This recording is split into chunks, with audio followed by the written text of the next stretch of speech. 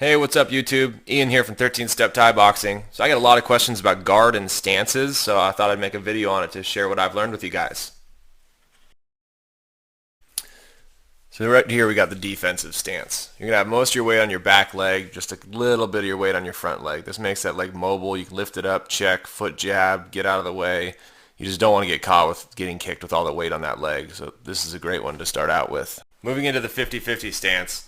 This one's great when you've got a couple years of training and you're able to slide in and out of the pocket without getting tagged. You can throw a couple punches, occupy their line, get in, and get back out. If you're not able to throw those punches and occupy them and they have opportunities to hit you, go back to the defensive stance. Finally, we're into the offensive stance. This one, hands down, power. Tons of power on your lead leg like that. If you're a very aggressive fighter, always throwing punches and you're not too worried about your lead leg getting kicked, this is the one for you. Alright, here you got the closed guard. See, this is the one you want to use when you first start out training. You don't really have good head movement and mobility, so you want to have your hands up at all times. Always protect yourself. Once you get this one, then later on you can start opening up your guard a little bit and opens up some more opportunities to counter punching and doing stuff along those lines.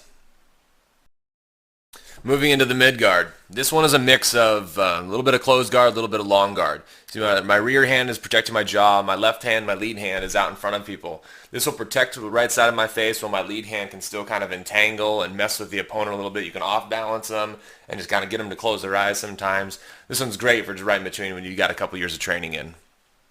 Alright, long guard. 5+ years, hands down. So this is a great drill. You have your hands out, you can entangle their punches when they're coming in on you. The problem is your head's open. So you have to have really, really good head movement when you do this drill. You got good head movement, this is a great tool to use. You can grab their arms, entangle them, sweep them out of the way, and you can open up little pockets for kicking the ribs and stuff like that. But like I was saying, you want to be training for a while before you use this one. Hey, what's going on guys? Ian here from 13 Step Thai Boxing. So these three stances and guards are always dynamic. They're moving as you're moving in and out of range.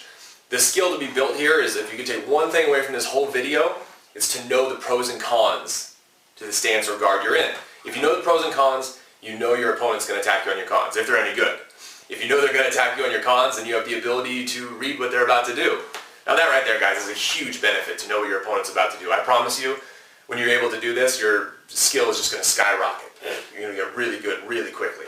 If you learned something today, hit that like. Kick the crap out of that subscribe button for me. I greatly appreciate the support. I promise I'll keep the tips and tricks coming your way. Next video is coming out really soon. Stay tuned. Until then, stay safe, keep training. I'll see you next time.